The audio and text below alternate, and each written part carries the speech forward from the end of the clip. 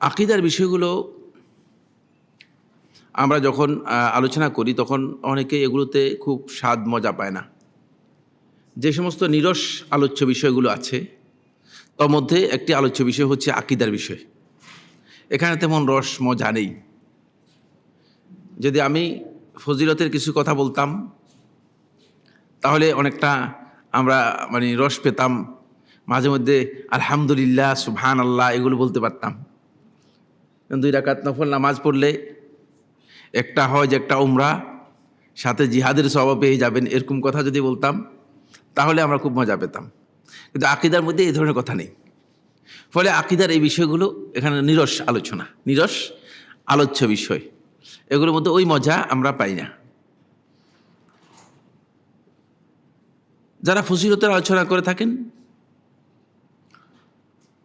তারা মনে করেন যে 2 রাকাত নামাজই যথেষ্ট, কিন্তু তাদের এটা জানা নেই যে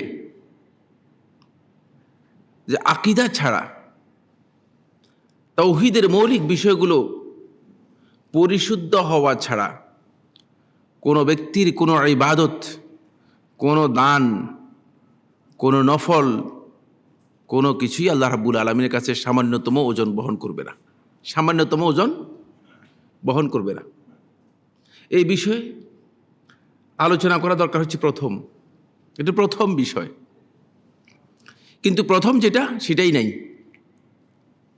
ফলে ব্যাপারটা হচ্ছে এমন যে শূন্যকে আমরা খুব সুন্দর করে সাজাচ্ছি, শূন্যকে কি করতেছি? সাজাচ্ছি। এককের ঘরে কিছুই নেই, এরপরে শূন্য সাজায় লাভ নেই।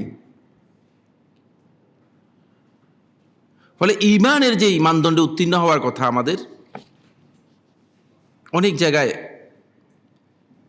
ঘাটতি লক্ষ্য করছি। মসজিদে আমাদের সাথে সালাত আদায় করে মুসল্লি, 5 ওয়াক্ত সালাতের মধ্যে দেখি, কিন্তু আলোচনা করে দেখি যে ঈমান নেই।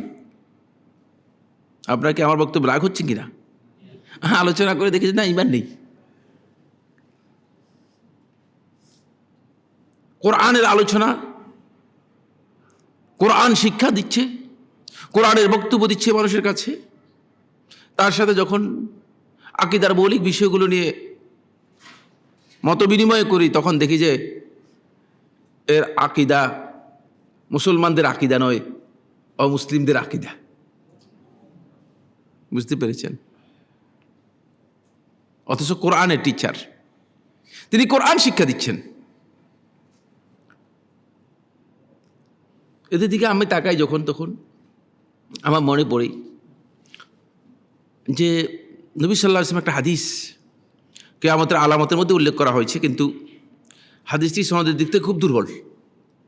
এটা গতকালও একটি আলোচনার মধ্যে বলেছি, খুবই দুর্বল।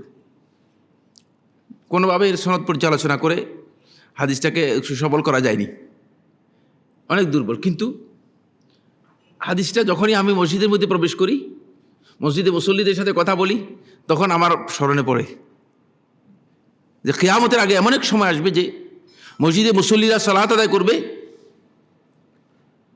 এদের মধ্যে ঈমানদারের সংখ্যা খুব কম থাকবে।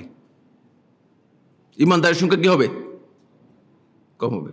হাদিসটা সনদের দিক থেকে দুর্বল, কিন্তু আমি যখন মসজিদে দেখি যে এই হাদিস আসলে যদিও দুর্বল হাদিস, কিন্তু দুর্বল হাদিসের বাস্তবায়ন আমরা আগে থেকেই করে ফেলেছি। বুঝতে পেরেছেন কি? দুর্বল হাদিসের বাস্তবায়ন আমরা করে ফেলেছি।